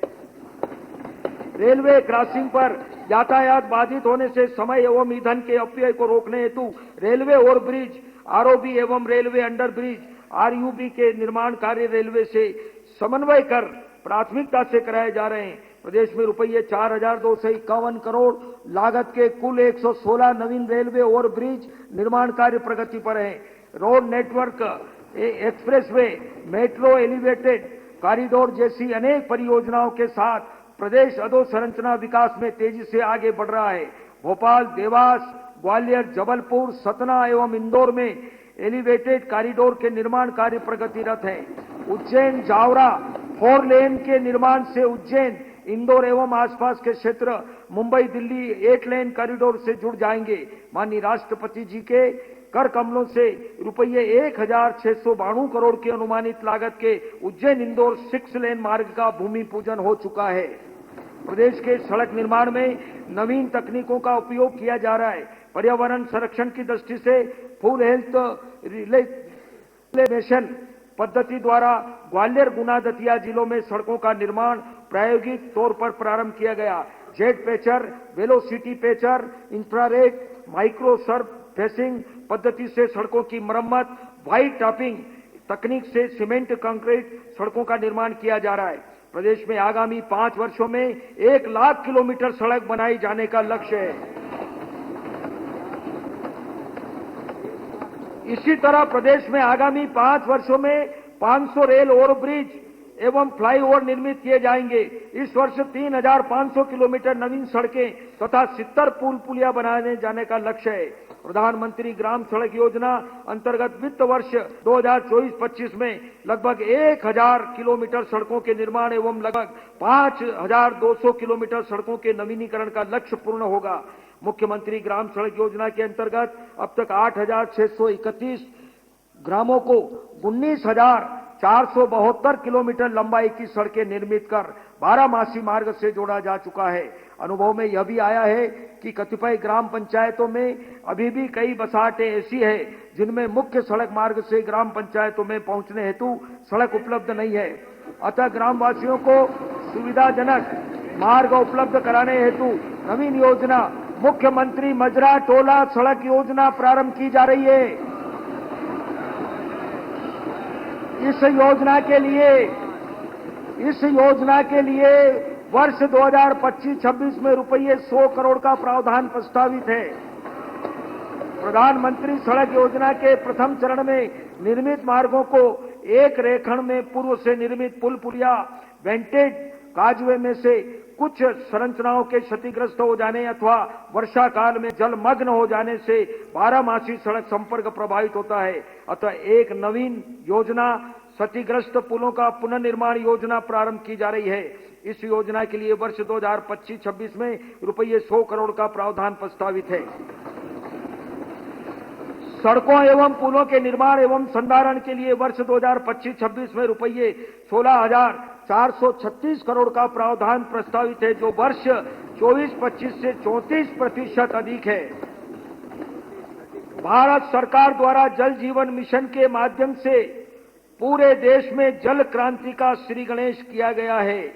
मुझे अवगत कराते हुए प्रसन्नता है कि इस मिशन के 40% का भ्रष्टाचार है, पहले घोटाले की जांच तो करवा ले। रुपये 71,000 करोड़ लागत की 27,990 एकल तथा 143 नल जल योजनाओं के लिए प्रशासकीय स्वीकृतियां जारी की जा चुकी है। माननीय प्रधानमंत्री जी एवं माननीय वित्त मंत्री भारत सरकार का मैं हृदय से आभारी हूं कि जल जीवन मिशन के कार्यों के लिए भारत सरकार की सहभागिता को वर्ष 2028 तक के लिए बढ़ा दिया गया है। इस वर्ष जल जीवन मिशन के लिए रुपये 17,135 करोड़ का प्रावधान प्रस्तावित है। प्रदेश के औद्योगिकरण के लक्ष्य की प्राप्ति के लिए प्रदेश में ऊर्जा के उत्पादन व उपलब्धता को और अधिक सुदृढ़ किया जा रहा है। यह हमारी सरकार के प्रयासों के परिणाम ही है कि आज प्रदेश के सुदूर तथा दुर्गम स्थलों पर भी विद्युत की अबाध उपलब्धता है। प्रदेश में विद्युत उपलब्धता क्षमता 24,108 मेगावाट हो चुकी है। दिनांक 20 दिसंबर 2024 को प्रदेश के इतिहास में सर्वाधिक 18,913 मेगावाट की आपूर्ति की गई। प्रदेश में पारेषण हानि मात्र 2.61% रह गई, जो पूरे देश में न्यूनतम है। निर्बाध विद्युत आपूर्ति के लिए revamped distribution sector scheme RDSS योजना को वर्ष 2025-26 तक पूर्ण किए जाने का लक्ष्य है। इस योजना के अंतर्गत प्रीपेड स्मार्ट मॉनिटरिंग, वितरण हानि में कमी तथा विद्युत उपकेंद्रों के सुदृढ़ीकरण जैसे कार्य किए जा रहे हैं। विद्युत व्यवस्था अधोसंरचना के सुदृढ़ीकरण हेतु वर्ष 2024-25 में 6 नए अति उच्च दाब उपकेंद्र 33/11 किलोवाट के 126 उपकेंद्र 862 सर्किट किलोमीटर की अति उच्च दाब लाइन 6120 किलोमीटर HT लाइन एवं 7710 किलोमीटर वितरण लाइन के केबलीकरण के कार्य पूर्ण किए गए हैं। प्रदेश के नवकरणीय ऊर्जा की स्थापना क्षमता में भी अभूतपूर्व वृद्धि की है। विगत 12 वर्षों में नवकरणीय ऊर्जा के उत्पादन में 14 गुना वृद्धि हुई है। शाजापुर में 450 मेगावाट क्षमता का सोलर पार्क विकसित किया जा रहा है। 278 मेगावाट क्षमता की ओंकारेश्वर फ्लोटिंग सोलर परियोजना से विद्युत उत्पादन प्रारंभ हो चुका है। मध्य प्रदेश व उत्तर प्रदेश के मध्य 2000 मेगावाट क्षमता का सोलर पार्क विकसित किया जाएगा। मुरैना में प्रदेश के प्रथम सोलर पावर स्टोरेज संयंत्र की स्थापना की जा रही है। प्रधानमंत्री जनमन योजना के तहत प्रदेश के 2060 आदिवासी बहुल ग्रामों में सौर ऊर्जीकृत किए जाने का लक्ष्य है। ऊर्जा क्षेत्र के लिए वर्ष 2025-26 में रुपये 19,000 करोड़ का प्रावधान प्रस्तावित है। प्रदेश में वायु सेवा के माध्यम से यात्रा सुविधाओं का विस्तार किया जा रहा है, जिससे प्रदेश के शहरों तथा देश के महत्वपूर्ण शहरों के मध्य आवागमन शीघ्र तथा सुगम होगा। रीजनल कनेक्टिविटी योजना उड़ान के अंतर्गत प्रदेश के छिंदवाड़ा, नीमच, शहडोल, शिवपुरी, खंडवा, मंडला, झाबुआ एवं उज्जैन हवाई पट्टियों का विकास प्रगतिरत है। दतिया हवाई पट्टी को विमानतल के रूप में हवाई पट्टी पे किया गया है। गाय गोबर कर रही है एवं हवाई पट्टियां शिवपुरी हवाई पट्टी को विमानतल जल जीवन मिशन को लेकर इतना बड़ा घोटाला 40,000 करोड़ से ज्यादा घोटाला, उसके बाद नहीं आदिवासी क्षेत्र में पैसा नहीं, झूठे आंकड़े गिनाए जा रहे हैं। झूठे आंकड़े गिनाए जा रहे हैं, इसमें नया वीजा शांति बनाए रखें, कृपया शांति बनाए रखें, कृपया शांति बनाए रखें। ये घोटाले पीएमसी पर्यटन वायु सेवा एवं पीएमसी धार्मिक पर्यटन हेली सेवा के माध्यम से प्रदेश के मुख्य शहरों एवं धार्मिक स्थलों के मध्य हवाई संपर्क स्थापित किया गया है। नगरीय विकास प्रदेश की विशिष्ट पहचान नगरों में उपलब्ध अधोसंरचनाओं एवं सुविधाओं के आधार पर होती है। विगत वर्षों में प्रदेश के शहरों ने स्वच्छता, प्रदूषण नियंत्रण, सड़क निर्माण, आधुनिक तकनीक के उपयोग एवं जन सुविधाओं के क्षेत्र में उल्लेखनीय कार्य किया है। नगरीय क्षेत्रों में वृक्षारोपण, उद्यान, नगर वन एवं अन्य हरित संरचनाओं के माध्यम से पर्यावरण संरक्षण किया जा रहा है। नगरीय निकाय अपने बेहतर प्रशासन एवं कार्य प्रणाली से नगरों की विशिष्टता, ऐतिहासिकता एवं सांस्कृतिक महत्व को दृष्टिगत रखते हुए विकास कार्य कर रहे हैं। तेजी से बढ़ते शहरीकरण के दृष्टिगत बड़े शहरों का समेकित विकास मेट्रोपॉलिटन एरिया की तर्ज पर किया जाना लक्षित है। प्रदेश की खनन राजधानी कहे जाने वाले सिंगरौली को खनन के साथ विकास के मद्देनजर एक नए नगर के रूप में विकसित किया जा रहा है, जिससे लगभग 50,000 नागरिकों को एक नवीन सुव्यवस्थित नगर की सुविधाएं मिल सकेगी। मुझे यह अवगत कराते हुए गर्व है कि हमारे प्रदेश को देश में पीएम स्वनिधि योजना में प्रथम स्थान तथा प्रधानमंत्री आवास योजना शहरी के क्रियान्वयन में दूसरा स्थान प्राप्त हुआ है। स्वच्छता सर्वेक्षण 2023 में इंदौर को 7वीं बार स्वच्छतम शहर का सम्मान प्राप्त हुआ है। भोपाल को देश की स्वच्छतम राजधानी होने का सम्मान प्राप्त हुआ है। प्रधानमंत्री आवास योजना शहरी के अंतर्गत 8,30,000 आवास निर्मित हो चुके हैं। अगले 5 वर्षों में 10 लाख नए आवासों के निर्माण का लक्ष्य है। अमृत 2.0 योजना के अंतर्गत 1 लाख से अधिक आबादी वाले 33 शहरों में जल आपूर्ति सीवर लाइन बिछाने का कार्य किया जा रहा है। नगरों के विकास के लिए त्वरित व सुलभ शहरी परिवहन आवश्यक है। प्रदेश के इंदौर एवं भोपाल में मेट्रो रेल का संचालन शीघ्र प्रारंभ होने के साथ साथ अन्य प्रमुख शहरों में केबल कार का भी संचालन किया जाएगा। सुगम शहरी परिवहन के लिए आधुनिक और आरामदायक बसों का संचालन किया जा रहा है। साथ ही पीएम ई बस योजना अंतर्गत प्रमुख शहरों में पर्यावरण अनुकूल ई बसों का संचालन किया जाएगा। इस बजट में नगरीय क्षेत्रों में आवास हेतु लगभग रुपये 1,700 करोड़, नगरों की सड़क मरम्मत के लिए रुपये 408 करोड़ तथा मुख्यमंत्री शहरी अधोसंरचना विकास के लिए 295 करोड़ के प्रावधान प्रस्तावित है। नगरीय निकायों को मूलभूत सेवाओं हेतु एक मुश्त अनुदान अंतर्गत 2025-26 में रुपये 1,617 करोड़ का प्रावधान प्रस्तावित है, जो वर्ष 24-25 से रुपये 506 करोड़ अधिक है। सिंहस्थ महापर्व न केवल मध्य प्रदेश के लिए अपितु संपूर्ण विश्व के लिए प्रतिष्ठापूर्ण आयोजन है। सिंहस्थ 2028 महापर्व के अवसर पर देश विदेश से करोड़ों की संख्या में धर्म प्रेमी जनता का श्रद्धा यात्रा पर पधारना संभावित है। आयोजन की विशालता व महत्ता के दृष्टिगत संपूर्ण सिंहस्थ क्षेत्र में अधोसंरचना विकास के साथ साथ श्रद्धालुओं के लिए सिंहस्थ को एक अविस्मरणीय अनुभव दिए जाने हेतु श्रेष्ठ जन सुविधाओं की व्यापक व्यवस्था आवश्यक है। मैं अवगत कराना चाहूंगा कि प्रदेश के कर्मनिष्ठ मुख्यमंत्री डॉक्टर मोहन यादव जी के सक्षम व कुशल नेतृत्व में प्रदेश सरकार द्वारा सिंहस्थ क्षेत्र में सुनियोजित विकास कार्य प्रारंभ कर दिए गए हैं। आयोजन वर्ष 2008 के पूर्व सभी कार्य पूर्ण करने के लिए आवश्यक वित्तीय संसाधनों की उपलब्धता सुनिश्चित की जा रही है। वित्तीय वर्ष 2025-26 के लिए इस मद में लगभग रुपये 2,000 करोड़ का प्रावधान प्रस्तावित है। नगरीय विकास के लिए वर्ष 2025-26 हेतु रुपये 18,715 करोड़ का प्रावधान प्रस्तावित है, जो कि वर्ष 24-25 से लगभग रुपये 2,000 करोड़ अधिक है। ग्रामीण विकास, हमारी सरकार प्रदेश के ग्रामीण क्षेत्रों में मूलभूत सुविधाओं का विस्तार तथा श्रेष्ठ स्तर शिक्षा व स्वास्थ्य सुविधाएं, ग्रामीण सड़कों का विस्तार, हर घर जल का लक्ष्य, रोजगार के अवसर को आवास जैसी सुविधाएं उपलब्ध कराने के लिए दृढ़ संकल्पित है। मुझे यह अवगत कराते हुए प्रसन्नता है कि ग्रामीण क्षेत्रों में कार्यरत स्व सहायता समूह को ऑनलाइन पोर्टल के माध्यम से बैंक ऋण स्वीकृत कराने में हमारा प्रदेश वर्ष 2020-21 से लगातार देश में प्रथम स्थान पर है। नमो ड्रोन दीदी योजना अंतर्गत प्रशिक्षित महिलाएं ड्रोन पायलट के रूप में अन्य महिलाओं को भी प्रोत्साहित कर रही है।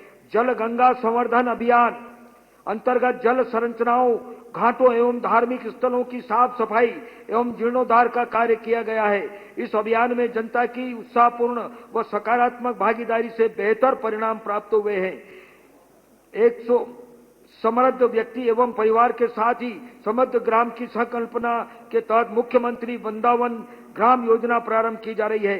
पशुधन से समृद्धि के तत्व को समाहित करते हुए इसके अंतर्गत स्थानीय स्तर पर पशुपालन, मछली पालन तथा खाद्य प्रसंस्करण को बढ़ावा दिया जाएगा। इस हेतु बजट में रुपये 100 करोड़ का प्रावधान प्रस्तावित है।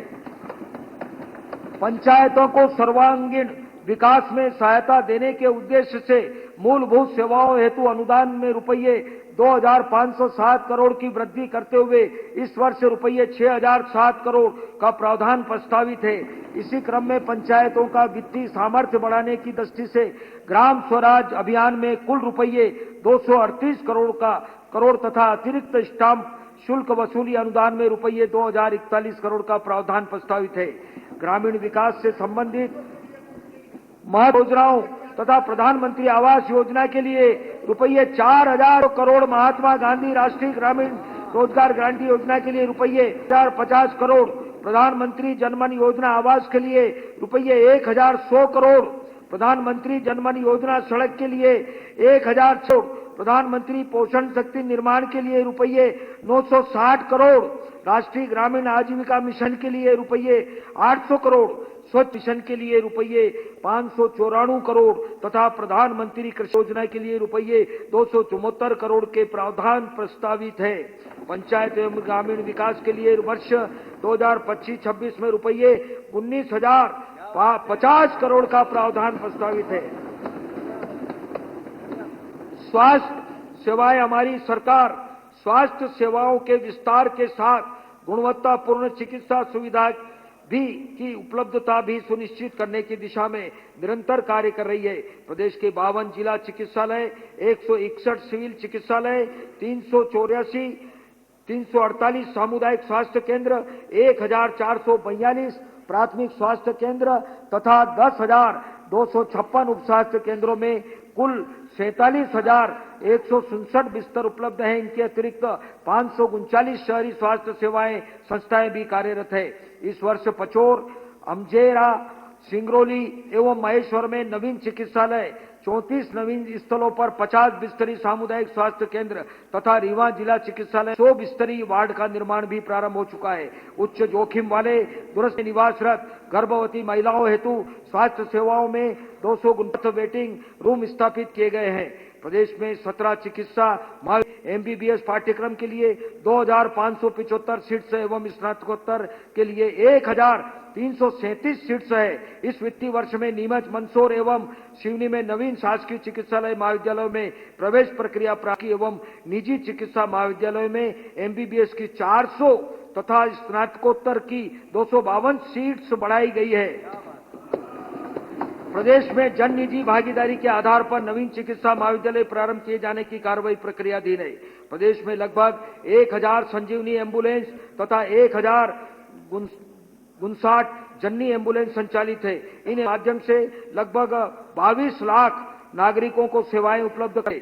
सिकल सेल एनीमिया उन्मूलनकारी योजना अंतर्गत आवश्यक उपचार तथा जन जागरूकता के कार्य किए जा रहे हैं। मुझे यह अवगत कराते हुए हर्ष है कि नवीन योजना CM केयर योजना के अंतर्गत गंभीर बीमारियों से पीड़ित नागरिक निकटतम चिकित्सा संस्थानों में कैथ लैब तथा कैंसर उपचार सुविधाएं उपलब्ध कराई जाएगी। प्रदेश में अंगदान को प्रोत्साहित करने के लिए एक अनुकूलता वातावरण बनाने के लिए प्रयास किए जाएंगे। प्रधानमंत्री जन आरोग्य योजना आयुष्मान में 4 करोड़ 26 लाख से अधिक कार्ड जारी किए गए। इस योजना अंतर्गत 497 शासकीय चिकित्सालय एवं 580 निजी चिकित्सालय संबद्ध है। आयुष्मान योजना के लिए वर्ष 2025-26 हेतु रुपये 2,039 करोड़ का प्रावधान प्रस्तावित है। प्रदेश में गंभीर रोगियों को आपात स्थिति में उचित समय पर उच्च स्तरीय चिकित्सा उपलब्ध कराए जाने PM श्री एयर एम्बुलेंस सेवा प्रारंभ की गई है। इस सुविधा का लाभ प्रदेश के हर क्षेत्र को मिले, इस हेतु प्रत्येक विधानसभा क्षेत्र में प्रस्तावित खेल स्टेडियम का उपयोग हेलीपैड के लिए भी किया जाएगा। स्वास्थ्य जीवन चर्चा में पारंपरिक चिकित्सा पद्धतियों की महती भूमिका है। प्रदेश में 11 नवीन आयुर्वेदिक महाविद्यालय सह चिकित्सालयों की स्थापना की जानी है। प्रदेश में पन्ना, गुना, भिंड, श्योपुर तथा शुजालपुर में 50 बिस्तरी आयुर्वेदिक अस्पताल, बड़वानी में 30 बिस्तरी अस्पताल, बालाघाट, शहडोल, सागर, नर्मदापुरम एवं मुरैना में आयुष महाविद्यालयों तथा 4 आयुष कार्यालयों के भवन निर्माण कार्य प्रगतिरत है। प्रदेश में संचालित आयुष संस्थाओं एवं शिविरों के माध्यम से एक वर्ष में लगभग 1 करोड़ 40 लाख नागरिकों को उपचार दिया गया है। प्रदेश के स्वास्थ्य क्षेत्र में कुल बजट प्रावधान रुपये 20,535 करोड़ प्रस्तावित है, जो गत वर्ष में रुपये 2,992 करोड़ अधिक है। पर्यटन एवं संस्कृति, देश का हृदय प्रदेश मध्य प्रदेश पर्यटन के क्षेत्र में अपनी विशेष पहचान बना चुका है।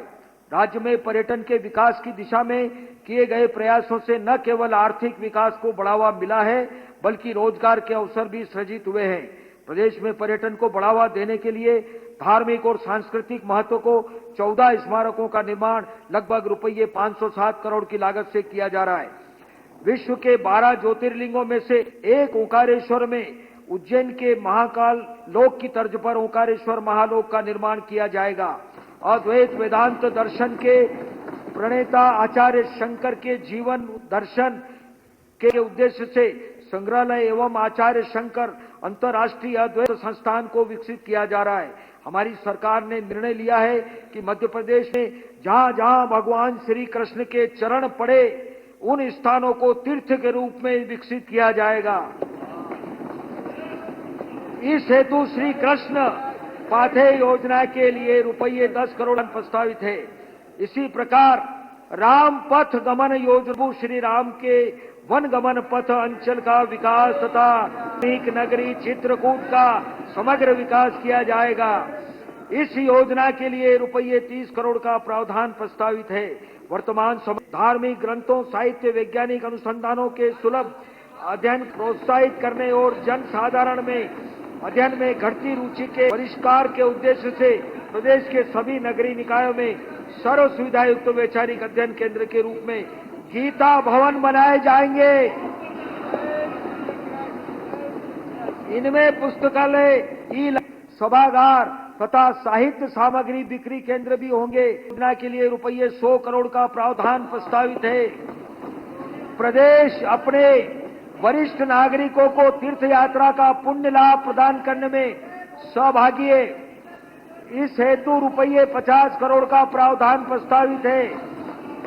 इस योजना में प्रारंभ से अब तक 8 लाख से अधिक वरिष्ठ नागरिक लाभान्वित हो चुके हैं। इस योजना के तहत दिव्यांग नागरिकों को भी निःशुल्क यात्रा की सुविधा दी जा रही है। पर्यटन, संस्कृति एवं धर्मस्व के क्षेत्र में रुपये 1610 करोड़ का प्रावधान प्रस्तावित है, जो कि गत वर्ष से रुपये 133 करोड़ अधिक है। सुशासन, प्रदेशशील आर्थिक विकास तथा समृद्धि के लिए सुस्थिर कानून व्यवस्था महत्वपूर्ण कारक है। इस लक्ष्य के साथ हमारा पुलिस बल पूरे समर्पण व प्रतिबद्ध साथ अपने कर्तव्यों का निर्वहन कर रहा है। पुलिस बल में उत्साह, ऊर्जा एवं मनोबल बनाए रखने के लिए हमारी सरकार कार्मिकों के साथ के परिवारजनों को बेहतर सुविधाएं उपलब्ध कराने हेतु कार्य कर रही है। इस बल के लिए लक्षित 25,000 आवासों में से 10,251 आवास निर्मित हो चुके हैं। प्रदेश के विभिन्न स्थलों पर 24 नवीन प्रश्न निर्माणाधीन है। भोपाल में 50 बिस्तरी नवनिर्मित सर्व सुविधा युक्त पुलिस चिकित्सालय में उपचार प्रारंभ हो चुका है। त्वरित आपातकालीन पुलिस सहायता के लिए डायल 100 योजना के वाहनों में आधुनिक तकनीकों एवं उपकरणों का उपयोग। सहायता के लिए संदेश प्राप्त होने की लगभग 18 मिनट की अवधि में वाहन घटनास्थल पर पहुंच रहे हैं। प्रदेश के 60 शहरों में लगभग 2000 महत्वपूर्ण स्थानों पर स्थापित सीसीटीवी प्रणाली से गैर कानूनी गतिविधियों पर अंकुश एवं प्रबंधन आदि में सहयोग मिल रहा है। साइबर अपराधों को रोकने एवं के लिए पुलिस को आधुनिक संसाधनों से सुसज्जित एवं प्रशिक्षित किया जा रहा है। पुलिस बल के आधुनिकीकरण हेतु केंद्रीय क्षेत्रीय योजना प्रारंभ की जा रही है। योजना अंतर्गत पुलिस बल को वाहन सुविधा एवं अन्य तकनीकी उपकरण उपलब्ध कराए जाएंगे। गृह विभाग के लिए वर्ष 2025-26 हेतु रुपये 12,876 करोड़ का प्रावधान प्रस्तावित है, जो वर्ष 2024-25 के बजट के अनुमान से लगभग रुपये 1,585 करोड़ अधिक है। केंद्र प्रवर्तित गरीब बंदी सहायता योजना के क्रियान्वयन में प्रदेश का प्रथम स्थान रहा है। बंदियों के कौशल विकास एवं रोजगार हेतु प्रदेश की उज्जैन, बैतूल एवं धार जेलों में ITI संचालित है।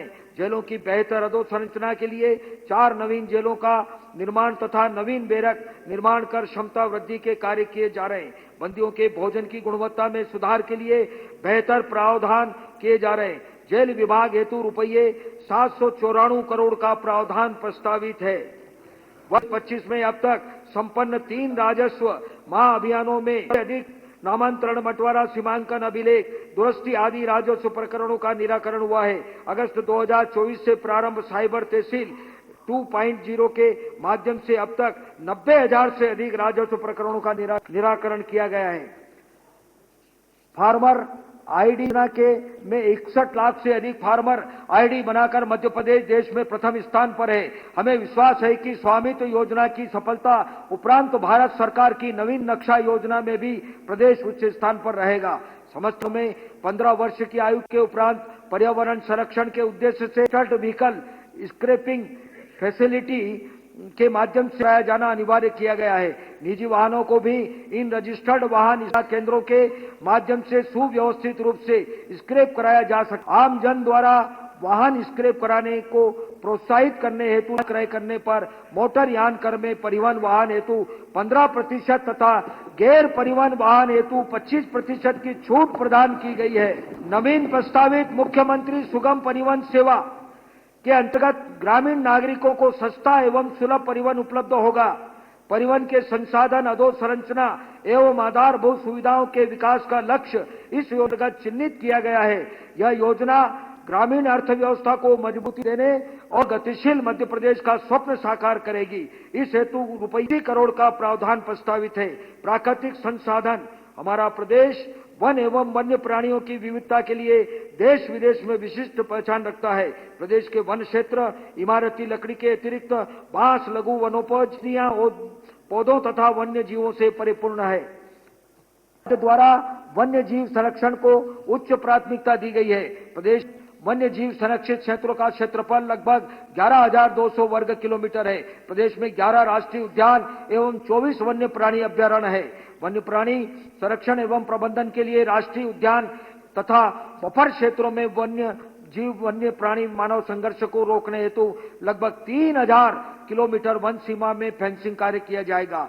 प्रदेश में स्थिर 9 के बफर क्षेत्रों में स्थित ग्रामों का प्रबंधन प्रत्येक संरक्षित क्षेत्र के लिए बनाई गई प्रबंधन योजनाओं के आधार पर किया जाता है।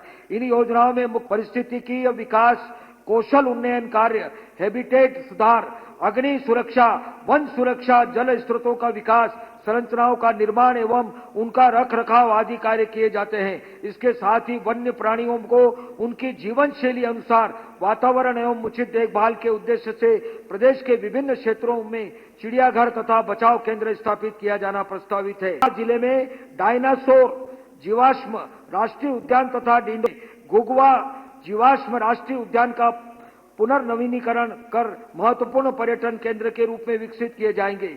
हमारी सरकार ने निर्णय लिया है कि तकनीकी सहयोग से वनों के विषय में जागरूकता बढ़ाने, गतिविधियों का विस्तार, वन्य जीवों के संरक्षण और वनाश्रित जन समुदाय की लघु वनोपज आधारित आजीविका संवर्धन हेतु वन विज्ञान केंद्र की स्थापना की जाएगी। प्रदेश की जीवन रेखा मां नर्मदा के तटों के 10 किलोमीटर तक वन भूमि में पर्यावरण संरक्षण हेतु और निर्मल नर्मदा योजना प्रस्तावित है। योजना अंतर्गत में पौधारोपण द्वारा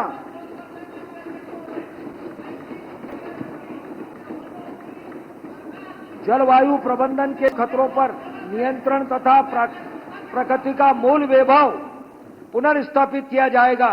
नर्मदा परिक्रमा पथ पर धर्माणु सुविधाओं का विकास किया जाएगा तथा नर्मदा के निकटवर्ती क्षेत्रों में जैविक खेती को प्रोत्साहित किया जाएगा। वन एवं पर्यावरण क्षेत्र के लिए रुपये 5,668 करोड़ का प्रावधान प्रस्तावित है, जो गत वर्ष की तुलना में रुपये 459 करोड़।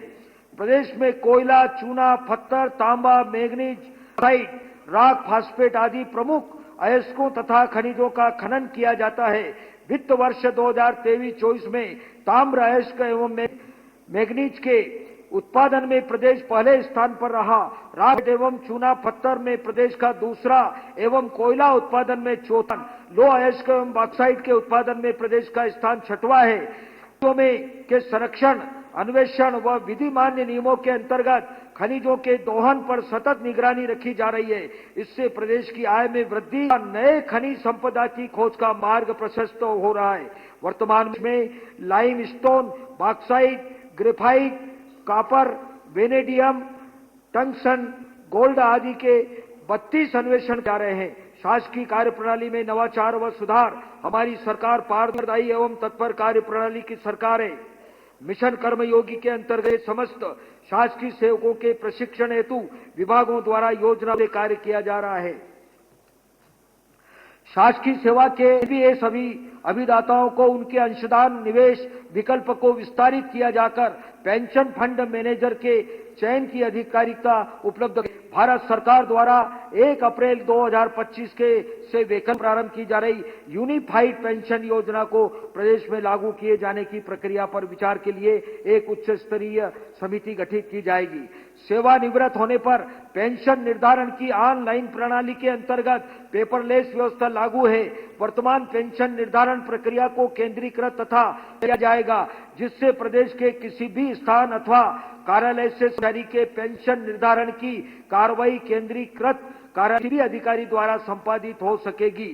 शासकीय सेवकों के लिए लागू होने वाले विभिन्न सेवा एवं वित्तीय नियम बहुत पुराने होने से उनके अनुप्रयोग में होने वाली कठिनाइयां एवं वर्तमान आवश्यक अद्यतनीकरण का कार्य भी प्रारंभ कर दिया गया है। हमारी सरकार ने निर्णय लिया है कि शासकीय सेवकों को वर्तमान का पुनरीक्षण 1 अप्रैल 2025 से मान के सुसंगत स्तरों के अनुसार किया जाएगा। माननीय महोदय, मैं आपके माध्यम से प्रदेश के अर्ध शासकीय एवं स्वायत्त संस्थाओं में कार्यरत कर्मियों का आभार एवं धन्यवाद करना चाहूंगा कि शासन के सभी कार्यक्रमों एवं योजनाओं में उनका सराहनीय योगदान सदैव प्राप्त होता है। यह हमारी सरकार एवं कार्मिकों के माध्यम मध्य विश्वास एवं समन्वय का अप्रतिम है। मुझे विश्वास है कि हम सभी मिलकर हम ऐसा आदर्श प्रदेश बनाएंगे जो अन्य प्रदेशों के लिए आकर्षक का केंद्र हो एवं जो हमारे प्रदेश की योजनाएं एवं उनके सफल क्रियान्वयन की प्रक्रिया को जानने की उत्सुकता पैदा करे। कर प्रस्ताव गत वर्ष के बजट, इस बजट में भी कोई नवीन कर अधिरोपित करने अथवा किसी भी कर की दर बढ़ाने का प्रस्ताव नहीं है। कर्ज कब घटेगा? कर तो नहीं घटेगा, ये भी तो बताएं। पुनरीक्षित अनुमान वर्ष 2024-25 वित्त वर्ष 2024-25 के पुनरीक्षित अनुमान के अनुसार कुल राजस्व प्राप्तियां रुपये 2,62,009 करोड़ तथा राजस्व व्यय रुपये 2,60,983 करोड़ अनुमानित है। राजस्व आधिक्य का पुनरीक्षित अनुमान रुपये 1,026 करोड़। माननीय प्रधानमंत्री जी के हम आभारी हैं कि केंद्रीय करों से हिस्सों के रूप में बजट अनुमान की तुलना में रुपये 5,267 करोड़ प्राप्त हुई। राजकोषीय घाटे का पुनरीक्षण अनुमान रुपये 62,434 करोड़ है, जो सकल राज्य घरेलू उत्पाद का 4.15% है, जिसमें भारत सरकार द्वारा पूंजीगत निवेश के लिए विशेष सहायता योजना में प्रदत्त ऋण तथा वर्ष 2021-22 से वर्ष 2023-24 की अनुपयोगी ऋण राशि शामिल है।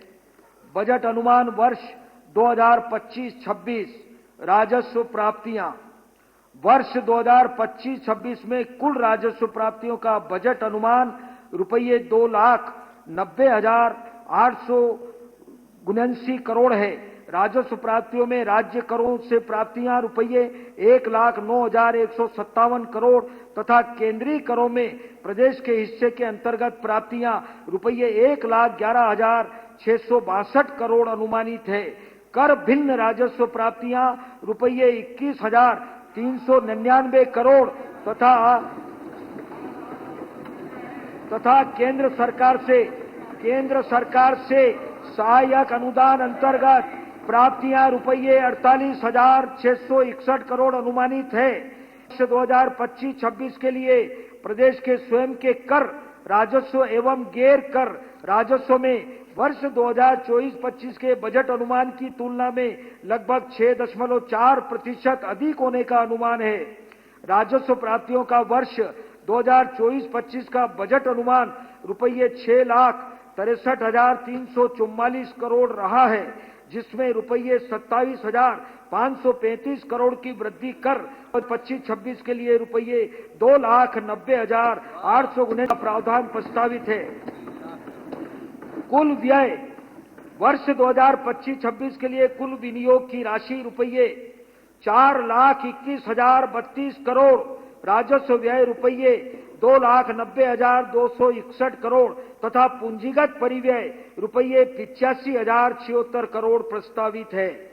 सामाजिक आर्थिक उत्थान की योजनाओं के लिए वर्ष 2025-26 के लिए समग्र रूप से बजट अनुमान रुपये 2,01,282 करोड़ है। मुख्य शीर्षवार बजट अनुमान 1 में उपलब्ध है। वर्ष 2024-25 का कुल व्यय अनुमान रुपये 3,26,383 करोड़ का है, जिसमें रुपये 48,954 करोड़ की वृद्धि कर वर्ष 2025-26 के लिए रुपये 3,75,337 करोड़ का प्रावधान प्रस्तावित है। शुद्ध लेन देन के लिए वर्ष 2024-25 का बजट अनुमान रुपये 3,810 करोड़ का है। वर्ष 2025-26 की कुल प्राप्तियां रुपये 3,75,340 करोड़ तथा कुल व्यय रुपये 3,75,337 करोड़ अनुमानित होने से वर्ष 2025-26 का शुद्ध लेन देन रुपये 2,06,00,000 अनुमानित है। राजकोषीय स्थिति राजकोषीय घाटे की सामान्य सीमा राज्य के सकल घरेलू उत्पाद की 3% है। भारत द्वारा पूंजीगत निवेश के लिए राज्यों को विशेष सहायता योजना वर्ष 2025-26 के लिए रुपये 11,000 करोड़ दीर्घकालीन ब्याज रहित ऋण सहायता राज्य के सकल घरेलू उत्पाद का 0.6% प्राप्त होने का अनुमान है, जो राजकोषीय घाटे की सीमा से पृथक है। साथ ही भारत सरकार के दिशा निर्देशों के अनुसार वर्ष 2021-22 से वर्ष 2023-24 में राज्य द्वारा आपको बोलने का मौका मिलेगा, आपको बोलने का मौका मिलेगा। बजट 1.01 वित्त मंत्री जी बोल रहे हैं। जो राजकोषीय उत्तरदायित्व एवं बजट प्रबंधन अधिनियम द्वारा निर्धारित सीमा के अलावा कुछ रिकॉर्ड में नहीं आएगा का उपयोग वित्त 2025-26 में किया जाना प्रस्तावित है। उपरोक्तों को ध्यान में रखकर यह बजट अनुमान तैयार किया गया है।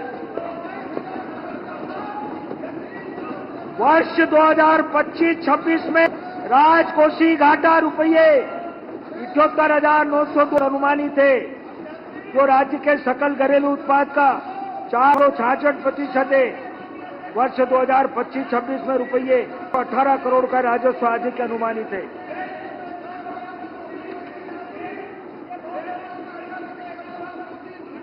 कृपया बैठिए, व्याख्यान मत करिए, आप वरिष्ठ सदस्य। कृपया बैठिए। 2024-25 के लिए राज्यों के राजकोषीय सुधार विषय प्रतिवेदन में मध्य प्रदेश को सर्वश्रेष्ठ ए रेटिंग दी गई। सुन लो, एक बार सुन लो। भारतीय रिजर्व बैंक द्वारा वर्ष 2024-25 के लिए राज्यों के राजकोषीय सुधार विषय प्रतिवेदन में मध्य प्रदेश को सर्वश्रेष्ठ ए रेटिंग दी गई। करने का अवसर मिलेगा। इसी प्रतिवेदन में मध्य प्रदेश के द्वारा विकास एवं सामाजिक क्षेत्र में किया गया व्यय तथा व्यय की गुणवत्ता के मानकों में राष्ट्रीय औसत से अधिक उल्लेखित किया गया। भारत सरकार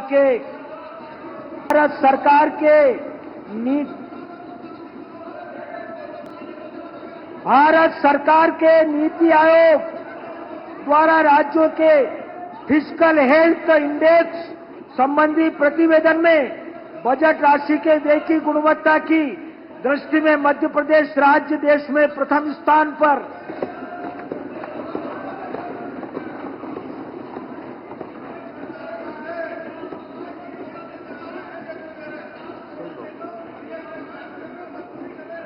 अध्यक्ष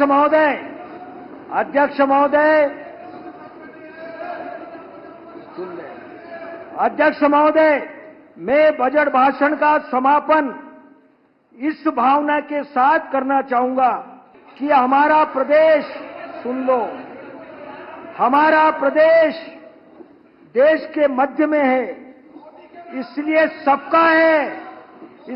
सबका है, हृदय भाग में सबके लिए आज प्रस्तुत बजट प्रस्ताव प्रदेश को विकास का स्वर्ण मुकुट पहनाकर आकाश छूने की समृद्ध कामना रखता है। यह बजट हमारे दिव्य प्रदेश को प्रणाम भर है।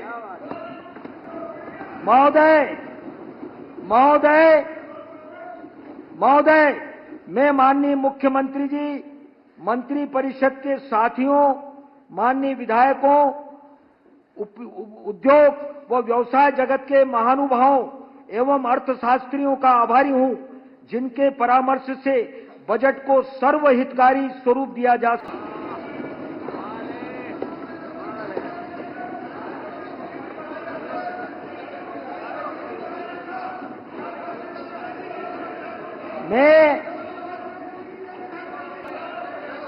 मैं वित्त विभाग ठीक नहीं है, ये तरीका ठीक नहीं है, ये तरीका ठीक नहीं है भाई, प्लीज इसको उचित नहीं कहा जा सकता। आपको बजट में बोलने को मिलेगा, उस समय अपनी बात रखिएगा।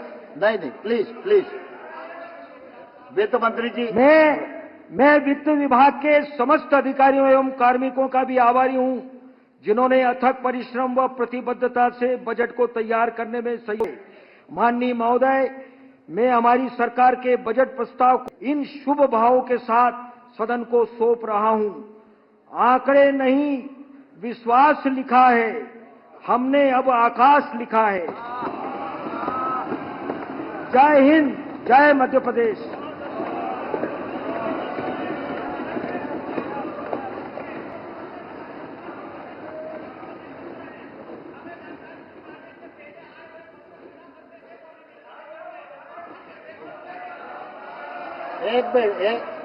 एक वित्त मंत्री जी का पूरा हो जाने दे, वित्त मंत्री जी का पूरा। अध्यक्ष महोदय, मैं राज्यपाल महोदय के निर्देशानुसार वर्ष 2025-26 के आय व्यय के उपज के साथ साथ मध्य प्रदेश राजकोषीय उत्तरदायित्व एवं प्रबंधन अधिनियम 2005 के अंतर्गत यथापेक्षित राशि नीति का विवरण वर्ष 2025-2026 सदन से रखता हूं।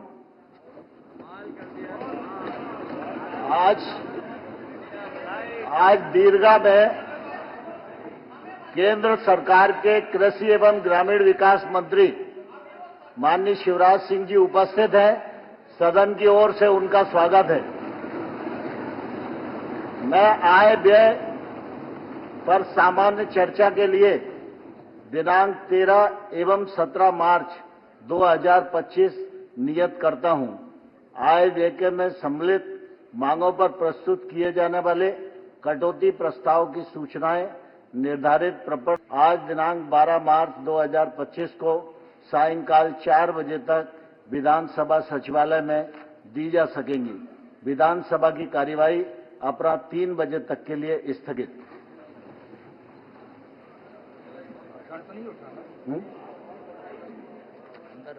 हाँ।